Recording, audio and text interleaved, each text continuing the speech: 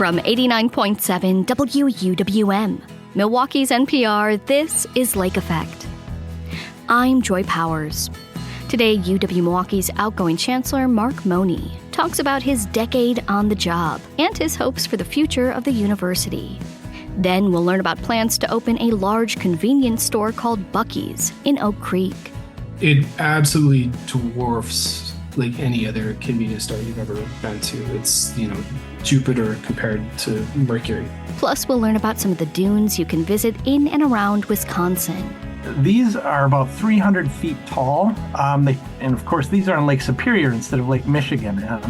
You don't see as many up there, though they do exist, and these are the granddaddies of them. All of that is coming up on Lake Effect. But first, here are today's headlines.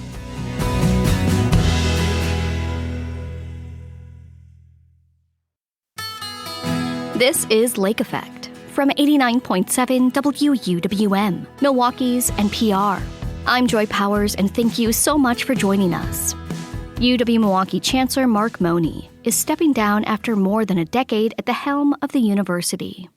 In those years, he faced challenges and changes in higher education and its students. The COVID-19 pandemic, the rise of artificial intelligence, and the fight for funding at the state level, just to name a few. Dr. Thomas Gibson, formerly of UW-Stevens Point, will step in to take Mone's place in July. Before he hands over the keys, Mone sat down with WUWM education reporter Catherine Kokel. They discussed some of the controversial decisions he's made in the last year and the future he sees for UWM. So you've been chancellor at UWM since 2014. Something that stands out to me as an education reporter is just how much higher education has changed since you took the job. What changes have you seen and how have you approached them? Well, I think one is how much more focus today students have on careers, and they're continue to be very full of grit and persistence. They've had some headwinds that have changed, because of COVID, and then what that's done to a lot of the academic preparedness. So students today, I think, are more stressed. There's more financial uncertainty. And so we've really tried to respond by raising more dollars for scholarships, providing more support on our campus, and being as empathetic as possible. This is a changed world, and the students are different. The employment situation, frankly, a lot of the things in the world are different. I would characterize it a little bit also by saying I think folks are a little more transactional. Not all. They're wonderful, a lot of incredible energy, optimism. They're going to change the world. But at the same time, they're very much looking for careers, very much looking for, whether it's in healthcare, manufacturing, in the arts, you name it. A lot of our students are thinking ahead in a better way. So I think that I think all the way around, challenges, yes, but a lot of reasons for optimism. This truly is our future in terms of these incredible students that graduate. Now, against that backdrop, let me say that during my time as chancellor, in part because of increased graduation rates, we have kept steady 5,300 graduates per year going into the labor market. And most of those students stay in Wisconsin. It's a really powerful thing. Now, I can tell you this last year, it actually edged up close to 5,500. We really had a banner year, one of our biggest. So we're continuing to graduate highly qualified talent, and majority of that talent, north of 95%,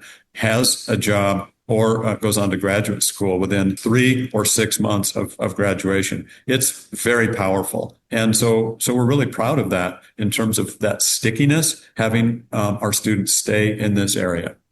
I'm glad you mentioned the workforce because UWM is closing some of its programs, right? Atmospheric sciences, material sciences.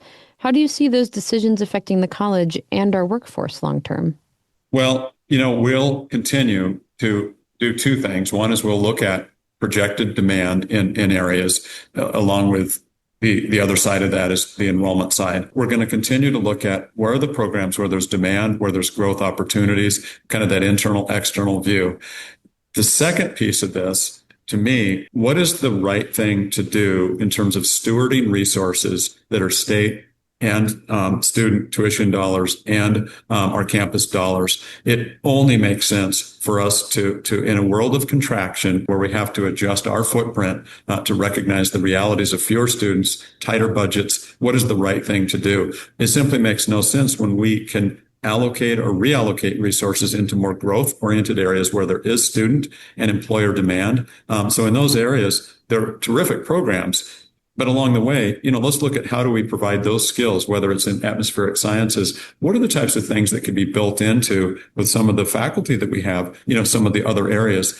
But a lot of this does take advantage of faculty retirements as well. So those are the ways that we think about this going forward. How do you hope your successor, Dr. Thomas Gibson, handles those issues? So I think that Thomas Gibson is going to be very strategic. I think he's going to look similar to how we've looked at things in terms of what are the current and projected demands, both from the student enrollment side as well as what our employer needs. How do we have alignment and continue to go down that path? And then Tom brings something that I think is going to be very beneficial. He has a background in education. That's where his degree is, and he's very focused on student success. So I think we're going to see a tremendous focus on that with his chancellorship and a closeness and nearness to students that will be wonderful. I want to pivot a little bit to some of the issues of the last year of your tenure. I covered the revocation of visas from international students and recent UWM grads this spring. Those revocations were ultimately reversed, right? But your administration was criticized for not standing up enough for those students and grads, according to some of the student advocates. Do you think you should have done more in those situations? How were you involved? Well, I think one of the things students may not be aware of, we've certainly tried to get the word out, how we have worked with our congressional delegation. We've worked with our system administration and have worked very closely hand in hand in a coordinated manner to try to protect our students. I don't know of many universities in this country that have stood up and tried to change federal policy or law around those issues. So our work has been much more working directly with Congress, the representatives that we have, building cases for advocacy through different letters and correspondence with individuals who can speak on behalf of that. We also have had our Center for International Education that has done an awful lot of work in support of students and communicating with them exactly where things are at. So I think that in this role, you can always be criticized for things, but sometimes it's simply folks not being as aware of the types of things that we're doing and making sure that we're really working closely with where there's even more power, which is with our system administration, to be able to work directly with Congress and other governmental bodies. Yeah, so much of that situation struck me as a reporter as just so little information, right? There was so little information coming from the federal government to students, to universities. And so certainly a confusing time, and one that is going to continue to impact enrollment, both in Wisconsin and outside. So, well, I think you're right, Katie. And, even with the revocation being reversed, you have questions in folks' minds, international students, understandably. If you were a parent, would you feel comfortable sending your family member, your son, daughter, or friend, a family to places where there may be that type of change in the offing? So we're seeing our projected international enrollment are down, and we don't know how far down they will go. It will really be a matter of what happens this summer. And that's also one of the reasons why, when you talk about, being really a firebrand and going out and saying this has to happen or this shouldn't happen, it's too early to tell on some of these actions. We simply don't know at this point. So we're really trying to keep our responses appropriate to the situation that we do know about versus those that we can only speculate. That doesn't seem to help matters. Speaking of coming out and making a statement, I also wanted to ask about how your administration handled the pro-Palestine encampments and the protests against Israel's war in Gaza. It sounded like you were being pulled in many different directions at the time, but now with a little bit of retrospective, would you have done anything differently? Well, that's a great question. It's hard even go back and say doing something different, because a lot of folks don't understand what you just said about all the different pressures that were there. And, what we knew at the time, and knowing that and having the advice of law enforcement at every turn, both at the local, at the state, federal levels, the guidance that we had was what we were following. And with the peaceful protests, and then seeing what was happening in terms of the injuries and the violence that was being perpetrated, we were advised, and we followed the perspective of finding a peaceful way to end the encampment. So that's the path that we went down. It's incredibly divisive. It's incredibly polarizing. And I will put it in the category of the issues that come to me, and frankly, for leadership in higher education. And, whether you're in Madison or Milwaukee or Portland or Denver, urban environments are going to have more community engagement around these issues. So you've got an array of significant issues. How did we handle COVID? There are criticisms of that. There are fans of that. How have we handled the biggest budget cuts in the history of the state of Wisconsin? Again, critics, fans, the enrollment challenges, the geopolitical, there are so many issues. And this was a significant one. Just like some of the decisions around, you've talked about programmatic closures, or, when we've had to shutter some campus operations. These are incredibly difficult situations, and there's no right answer. And certainly you have different views, different perspectives. So that's how I view that situation. You're returning to your teaching role at the School of Business. How will your approach to teaching be different after so long as chancellor? Well, that's wonderful. That's a fun topic to contemplate. I think my perspectives are going to be enriched and really magnified because of the experiences that I've had in this role. I came into higher ed with a decade of experience in industry, and I think that gave me a great way to be able to bring actual experiences in. And I've, of course, continued to consult a lot and work with industries. And then for 17 years, created a lot of executive education and got involved with a lot of corporate, a lot of healthcare, a lot of nonprofit work.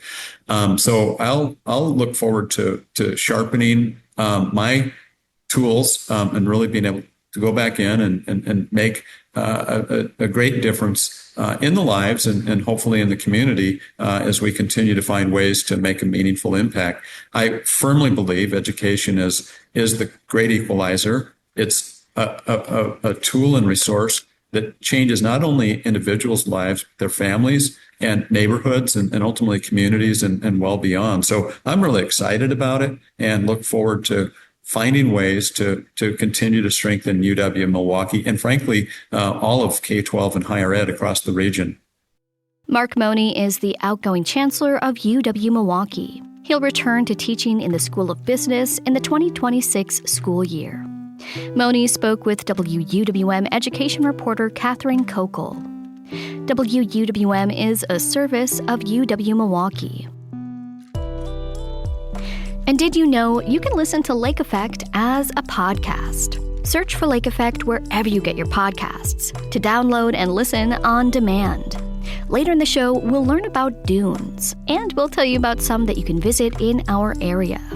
But first, a popular convenience store chain is coming to Oak Creek. We'll learn why there's Buc-ee's loyalty and why some residents aren't happy about the plans. That's coming up on Lake Effect on 89.7 WUWM, Milwaukee's NPR.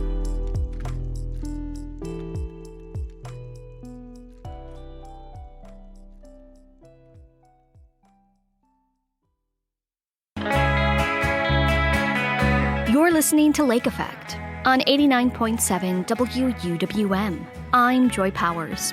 Imagine a convenience store that's 5 times the size of the largest Quick Trip.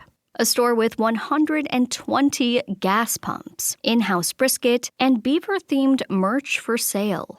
This could be coming soon to Oak Creek.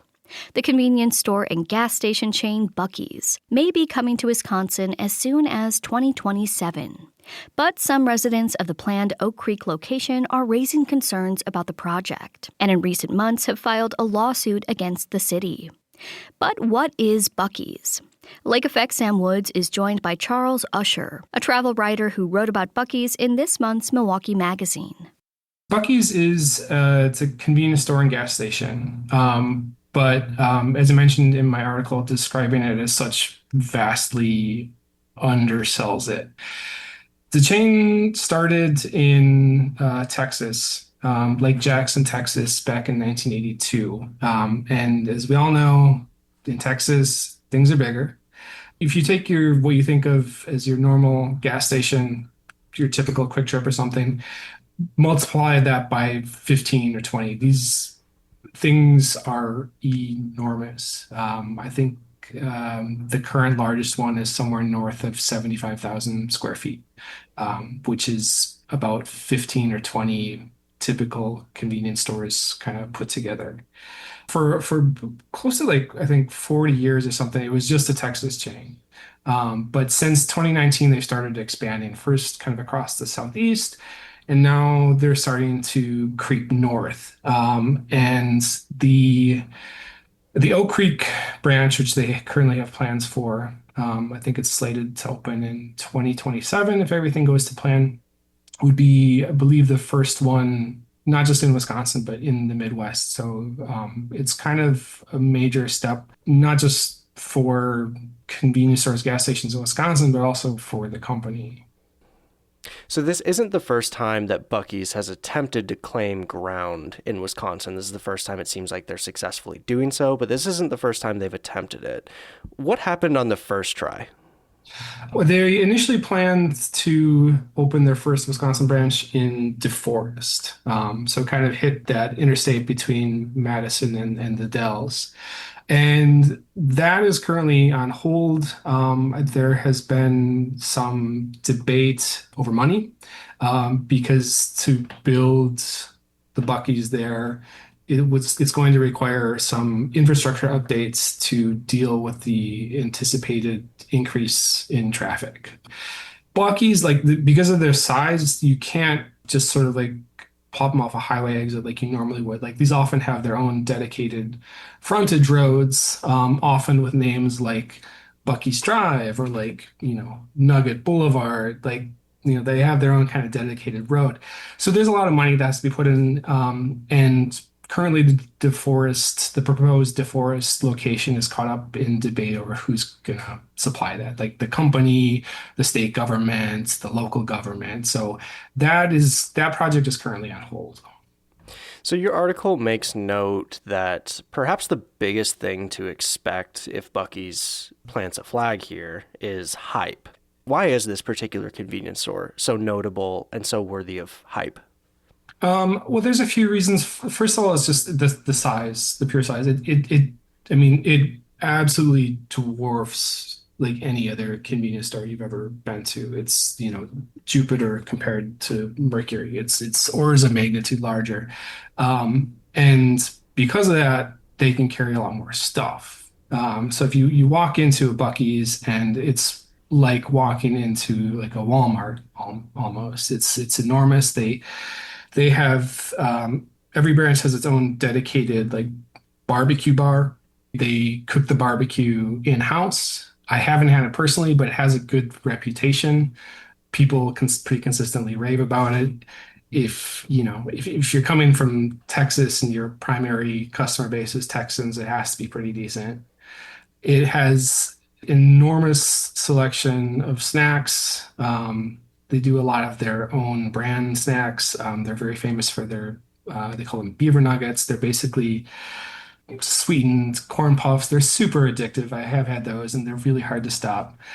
They make their own fudge. They have their in-house bakery with cinnamon rolls and kolaches. They do a ton of branded merch. They're super popular for that. T-shirts, beach chairs, Christmas ornaments.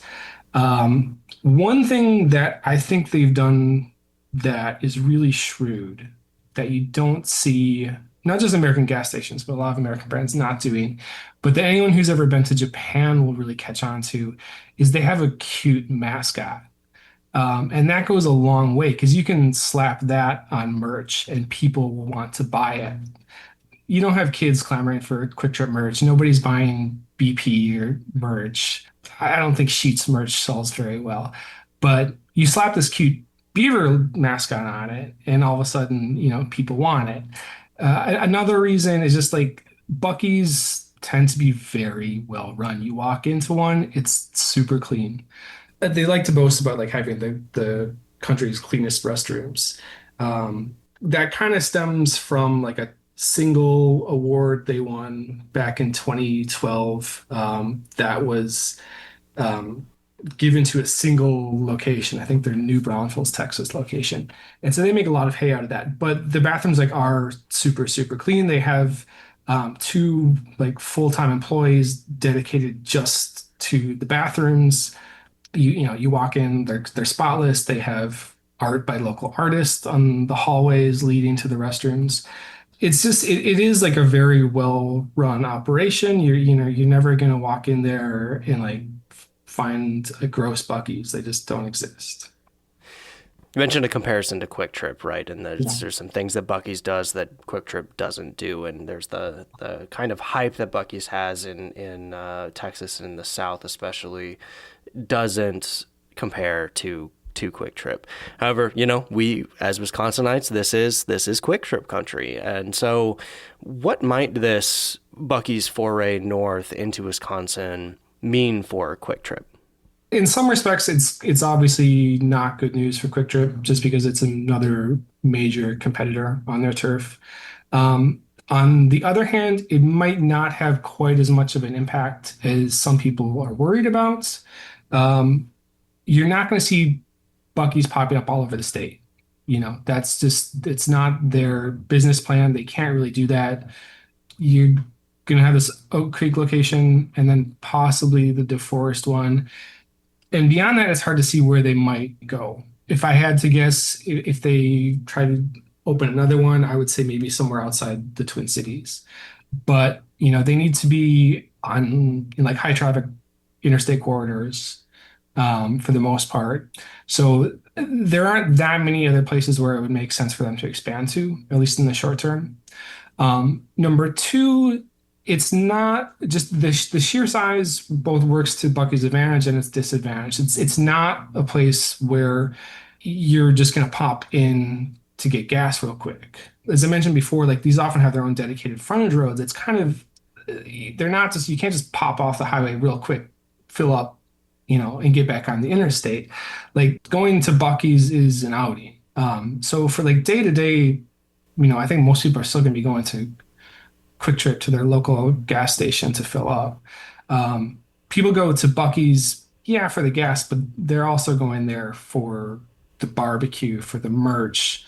So it's going to appeal a lot more to travelers coming up from Chicago to Door County or whatever, or people going from Milwaukee down to Chicago or beyond. So it doesn't have the same day-to-day convenience that places like Quick Trip can offer. Charles, the last question I have for you is less of a question, more of an opportunity to have the final word. So if there's something you think I should have asked about, something you'd like me to know about Buc-ee's, something you'd like listeners to know about Buc-ee's, want to give you the chance to say that before I let you go. No, I think it's just going to be interesting to see how the local population responds to it. As I mentioned, this isn't just their first Wisconsin location. I think it's going to be their first Midwest location. Right now, I think the closest Buc-ee's is down in Kentucky. If you're heading south on the interstate towards Chicago, like somewhere around the Mars Cheese Castle, there's a sign notifying you that it's like 470 miles away. So it'll be interesting to see just how things carry over into into the region. Obviously, there's people like barbecue everywhere, but it's not as much part of our culture as it would be down in Texas or even down in the South. So I think that's going to be one thing that people should kind of pay attention to is how it fits into like the Midwest scene, and if they make any sort of accommodations to Midwest culture if we see brats on the grill alongside, their chopped brisket. Yeah. Charles, thank you so much for joining me on Lake Effect. I appreciate your time. Thank you for having me. Charles Usher is a travel and culture writer who wrote an article about Buc-ee's for this month's Milwaukee magazine. Though Buc-ee's is quickly becoming a nationwide brand, some Oak Creek residents take issue with its development. Oak Creek Neighbors United is a neighborhood group formed in opposition to Buc-ee's Oak Creek location, citing light and noise pollution, traffic, environmental concerns, and costs to taxpayers. The group filed a lawsuit against the city of Oak Creek, alleging the city government illegally rezoned the site for the new store. Mary Ellen Malcolm and her son Bill Malcolm are members of Oak Creek Neighbors United. They join Lake Effect's Sam Woods to discuss their concerns. What are your concerns with the Buc-ee's development? Number one, it's about 1,000 to 1,400 feet away from the backyard of a number of residents. So there will be extreme light pollution from that because it's 24/7. You can see the lights from Buc-ee's over a mile away. The traffic impact. Buc-ee's has a pattern of severely underestimating traffic, crime, pollution. They initially said 5,000 to 8,000, not even 5,000 cars a day. Each public hearing, they keep increasing it. A known fact, and if you look at your homework, every place they go, they have severely underestimated the traffic so that they create a traffic nightmare. Try to imagine up to 20,000 cars coming off of Elm Road exit. And the only cross street to be able to get to that in Oak Creek is Oakwood Road, which is a 2-lane road, pure residential. So they underestimate the traffic. They don't contribute anything to the Oak Creek property tax base. In fact, what they pay for property tax is less than what we pay as residents. They don't cover additional residential services coming into the area. And less than 2 years ago, I think it was, maybe 3, the Oak Creek Common Council turned down an application for a small gas station on 27th and Oakwood, saying we don't need more gas stations. There's 7 of them in a 1.5-mile area. So this is less than maybe a half a mile from where Buc-ee's is going to go. So why is it okay for Buc-ee's to add 120, but this other person couldn't add one on 27th and Oakwood? There's contradictions and false information that they bring to the city.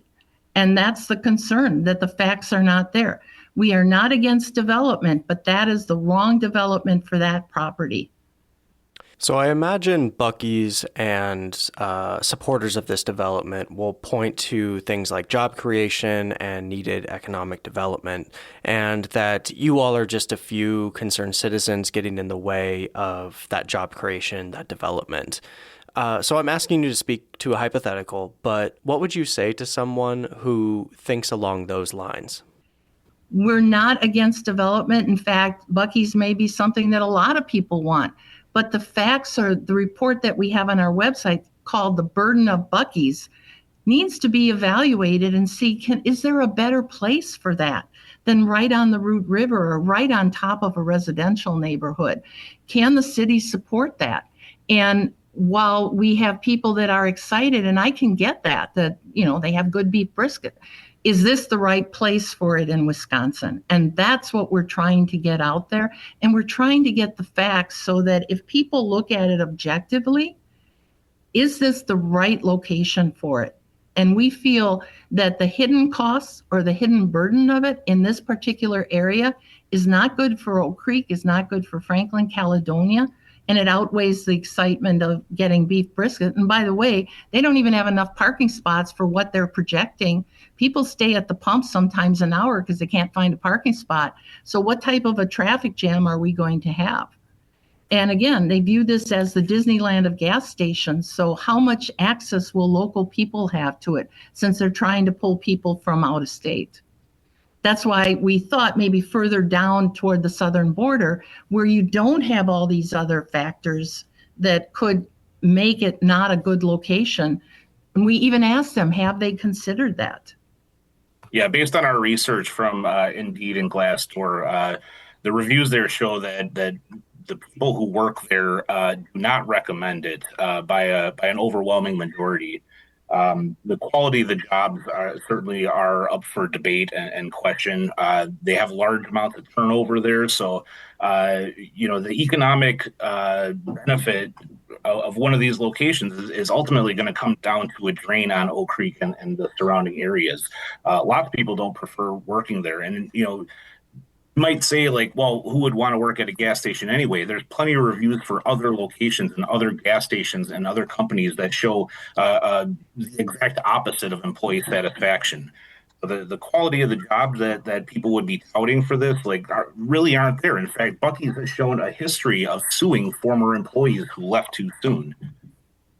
Yeah, one thing also I want to add, Sam, is the tax base. You talk about economic development.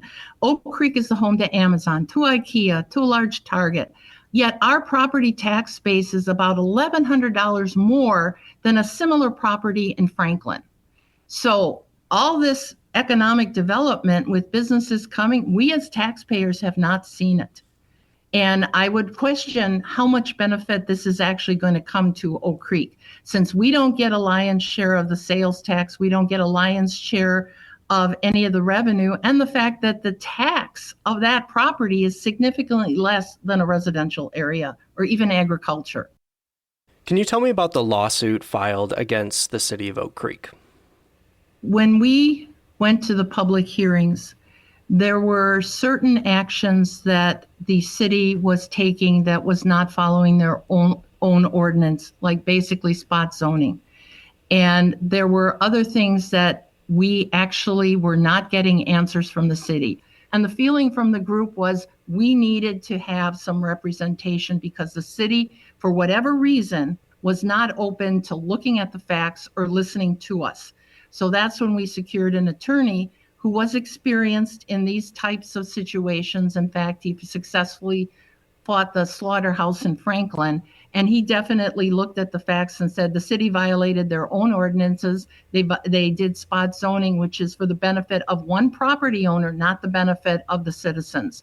So based on that, we took the decision that yes, the only way for the city to take us seriously was to file the lawsuit. Yeah, this definitely wasn't our first move there. We tried bringing our concerns before the council, and they had largely been disregarded. They've been disregarding their own rules even and their own prior judgments, and we're having a heck of a time trying to figure out why. Why are they favoring this huge out-of-state, this Texas gas company over its own residents and the people within it? What is the stakes of this lawsuit? So if you win this lawsuit, what happens? If we win the lawsuit, then they will have to go back and follow the proper procedures and start from the beginning and making sure that they don't do any violation of their ordinances. We're not suing for money. We just want to make sure that all the facts are put in there, that all the costs are available, and we're just trying to do what's right for the city of Oak Creek. There was a motion. There was a hearing in front of the judge. There is a follow-up hearing where the city presents saying we filed a frivolous lawsuit, which when you read the lawsuit, you'll see we have our facts. That is not frivolous. Then we have an opportunity through our attorney to respond. And I'm not going to second guess what is being said by the city. I'm not going to second guess what the judge will do, and I'm not going to second guess what our attorney will do. But we feel that with the facts that we have, that we want our day in court, and we want the justice to be done, that it's not a violation of the law to the benefit of an out-of-state development company. If the city had followed their proper procedures, maybe this wouldn't even be going that far. In fact, there was one mayor in Texas that stood up for what was right and said, this is not good for our city, and we're not going to have it come into our city. So if you start digging into the facts, that's when you see a pattern of operation, or what we call a modus operandi. So again, as a reasonable person, what is the motive? What are they hiding? Is there corruption? Was it like Palmer Lake? What would a reasonable person think if they're not even trying to follow their own rules? Yeah, there are really some bizarre things that have happened. They spent a good chunk of time on changing an imaginary street. It's a road that doesn't even exist yet, and the planning commission had 6 questions about this imaginary street. But when this 74,000 square foot mega gas station came up, it was just waving them on past. No questions from any of the council until the residents started bringing up concerns. So Buc-ee's has expanded aggressively out of Texas in recent years. Are there other locations that you look at as precedent for your concerns? There's cities all over the country, Colorado, Virginia, Tennessee, even Florida, that are fighting against this. And some of them actually won. In Palmer Lake, Colorado, for instance, the mayor was found to be involved in regarding the rules of the city and ended up getting recalled because of it. North Carolina, their citizens rejected a Buc-ee's as well. So we're not alone in this fight, and every penny that we raise for this effort goes to strictly just legal funds. Like, none of us are getting paid for this. We're trying to do this in the precious free time that we have, and we're doing it out of love for our fellow residents. There's a lot of things that are very concerning about it, and you can get the terrible idea. Well, Mary Ellen and Bill, thank you so much for joining me on Lake Effect. I appreciate your time. Thank you. That was Mary Ellen Malcolm and Bill Malcolm, members of Oak Creek Neighbors United. They spoke with Lake Effect's Sam Woods.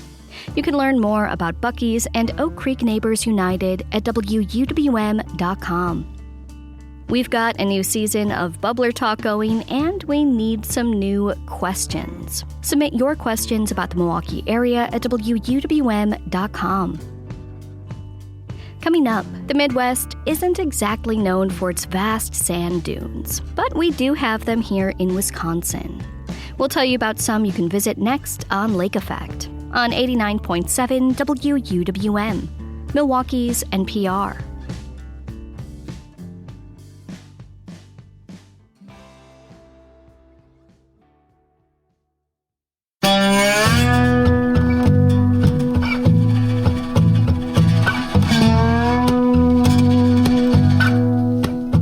This is Lake Effect on 89.7 WUWM.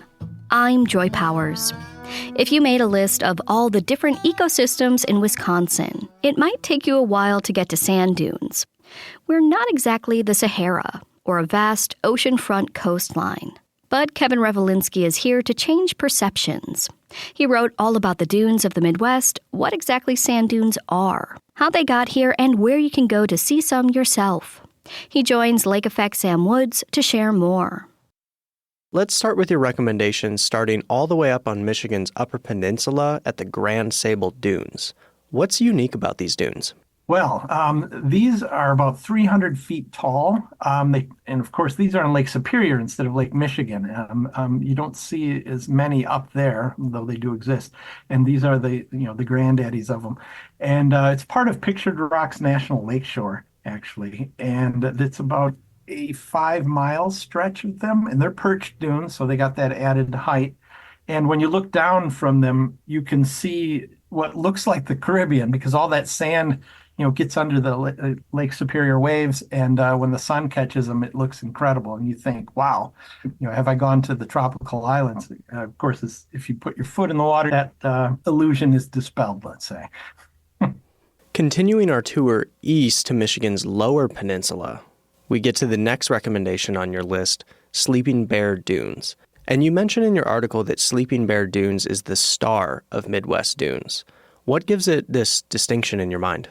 It's certainly one of the most photogenic, and it also gets 1.5 million visitors each year. So, it's quite a large park. There's a scenic drive through the park, and there's observation platforms where you can get out of your car and look out over the sloping sand to Lake Michigan. And the tallest rise up over 450 feet. These are perch dunes in that case, but they're also shore dunes, and they're active. So the wind moves them each year. So they're gradually going somewhere. So continuing our tour south to the Indiana dunes, just east of Chicagoland, what is special about these dunes? Well, I think it's just the surprise that they're there. You come out of Chicago and now you come up against 25 miles of shoreline that is its own ecosystem. You've got dune complexes. A lot of them are stabilized dunes, meaning they've got plants growing on them, trees, what have you. And there's hiking, a lot of hiking there. And it's actually a state park and a national park. So they're kind of Siamese twins in that sense. The tallest of them, is at 120 feet, I believe. And then there's a dune challenge for the hikers. So about a 1.5 mile trail with sand and steps that gets you about 552 feet climbing up and down, vertical gain. Yeah, vertical gain indeed. And I'm getting the sense that part of the appeal for these dunes is that, well, it's a really big, tall thing that I want to climb. I think so. It's the challenge because it's also kind of strenuous to walk in sand, obviously, but also it's just you see something tall, you just want to climb it. As a kid, you want to climb the tree. Adults want to climb Mount Everest. You see a tall dune, you think, I can go straight up that thing, which might not necessarily be the case. They are, with the steep sand, it can be kind of challenging. So it's nice when they have actual trails or steps. Or in the case of Sleeping Bear, you can actually drive up to the top along the back there and get out on the observation deck. We'll end our tour at Kohler Andre State Park, just north of Milwaukee. And now, after this interview, I'm going to go visit these dunes with another Lake Effect producer, Jimmy Gutierrez. But before I go, what's special about Kohler Andre? What do I have to look forward to at this place? Okay, it's special because, one, it's close. It's very beautiful and accessible. And they have a cord walk. So instead of getting your shoes full of sand, you get to walk on these pieces of wood among the dunes. And it makes for a really nice trail. The dunes there are only 10 to 20 feet tall at the tallest. And, it's an easy day trip and enjoyable for the kids. Some of the other parks, you're going to find are a lot taller and a little more work. I mentioned I'll be headed up to Kohler Andre here after this interview. But before I go, what tips do you have for myself and other hikers of these dunes? You're going to want to wear shoes. A lot of people think, well, it's like the beach. I'll just go barefoot. But especially in the hot sun in the summer, it's going to burn your feet. I mean, it gets pretty wicked up there. So one of the park managers I spoke with recommend the athletic sandals. I don't personally have those. I just wear my regular shoes and deal with the sand removal later. But you're going to want to have sunscreen, obviously not a lot of shade on a bare dune, a hat, water. Heat stroke is something that they deal with at some of these places in the summer a lot. Sleeping Bear gets a lot of people that suffer from that. So you want to have water, and it's a lot hotter on the sand. And if you're swimming, Lake Michigan is infamous for rip tides, rip currents. I know up at Whitefish Dunes in Door County, that's an issue. You want to be aware of that hazard and know what to do if you happen to get into one. So shoes, water, sunscreen. Got it. Well, Kevin, thank you so much for joining me on Lake Effect and for getting me ready for this trip to the dunes. I'm going to take your advice and go see what Kohler Andre is all about. Hey, thanks a lot. Now, Jimmy, I know you were saying before that you have seen all the Dune movies. Seen them all. All three? All three of them. And read the book. I was a youngster back then, but... Does this sound at all like the no landscape that you were... It does not, about? No. And that I've seen with my own eyes. We've got a, for one, we have a lake, so we have a lot of water. Big body of water, yeah. Huge natural resource there. I don't see anything here about sandworms. No so sandworms. That might be different as well. Lots of wildlife, lots of conserved natural areas. Mm-hmm. So it also says this 135-acre state natural area protects the rare dune community and 4 threatened plants.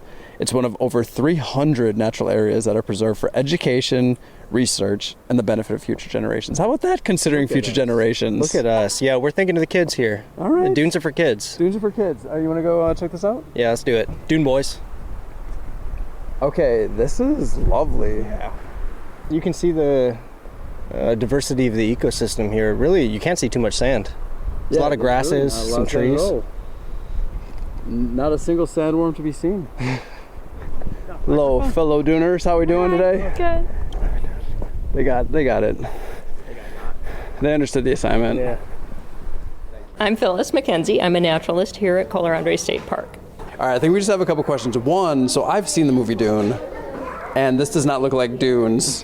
What is a sand dune? What is a sand dune? A sand dune is a compilation of sand that comes in from off the lake, or from areas that are inland. So in our case, we have sandy beaches. The wind blows the sand up into dunes. Plants or something else holds that sand in place. It becomes an obstacle or a barrier. So then the sand doesn't disappear. It continues to pile up. Eventually, plants will grow. That continues to hold sand in place, so the dunes get bigger. And there are layers of dunes. And the further inland a dune is, the more stable it becomes, and more plants can get established there. So you were talking about further inland that the dunes are kind of more permanent, more stable, less probably affected by everything that's happening with the lake, or maybe I'm making that. Okay. That's true. That okay, sounds good. Nailed that.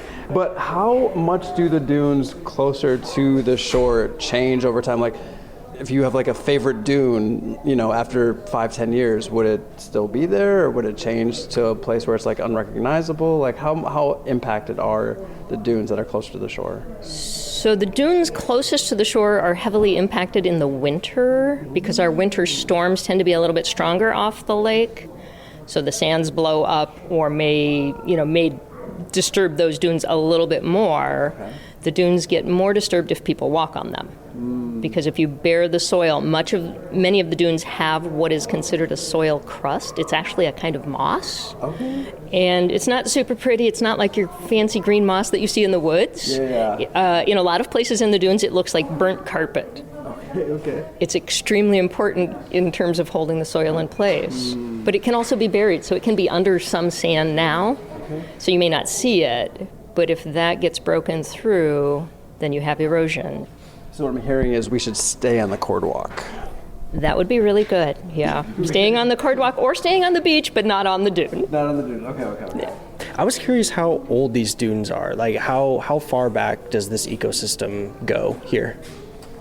So these dunes basically have formed since Lake Michigan took its most current form. Some 16,000 years ago, we were under ice. Okay, yes. And the ice started to melt, the glaciers melted.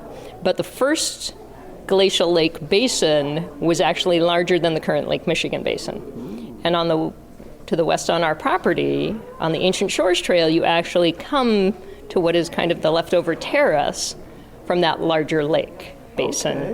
Okay. At some point, the lake levels dropped, the ice retreated, and so Lake Michigan took its more current form somewhere 12 to 14,000 years ago. Okay.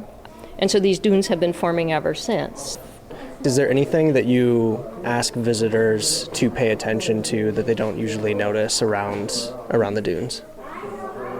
That's a good question. What you may have noticed in a couple of places where you're walking is in those more stabilized dunes, we may actually have more non-native grasses, not always invasive, but like even bluegrass or other grasses, because everybody who walks here has the potential to bring in seeds on their shoes. And something to be aware of in the dunes, late summer we start seeing lots of really pretty purple flowers in our dunes. Unfortunately, those are virtually all invasive. Oh, no. Those are all spotted knapweed. That did stand out as beautiful.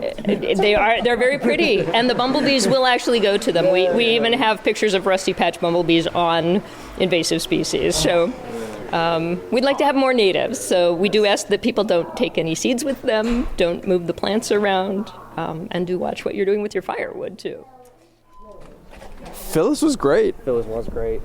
All right, so here's my takeaway that you didn't ask for. No, Dunes and the ecosystem and everything that supports dunes for a sand dune to actually happen is quite incredible. Mm-hmm. And there are tons of things I've learned about. Well, actually, everything I've learned has been pretty much directly from Phyllis, but I have such an appreciation for the kinds of places and wildlife and habitats that exist in the state that I didn't know and had no idea before we took this little trek. Yeah. Thank you for making this happen. Yeah, my takeaway, I like the ephemeral and ever-changing part of the idea of the dunes. You relate to that. Sure, I guess. Got to be. You know, I like looking out at these hills and wondering what they would have looked like, 5 years ago, 50 million years ago, however much. And then listening to the wind that is constantly blowing here and listening to the thing that is changing those dunes, changing the shape of what I'm seeing, and just being there for that moment. I love that. That was Lake Effect Sam Woods, Jimmy Gutierrez, and writer and author Kevin Revelinsky. And that wraps up today's show. Thank you so much for being here with us. I'm Joy Powers. If you missed any of Lake Effect this week, you can find all of our conversations at WUWM.com. If you'd like to take the show on the go, you can download the Lake Effect podcast wherever you get your podcasts. Tomorrow on Lake Effect, we'll learn about the people killed in the Bayview Massacre, what happened to them, and where some of them were buried. Thanks so much for joining us right here on listener-supported 89.7 WUWM, Milwaukee's NPR.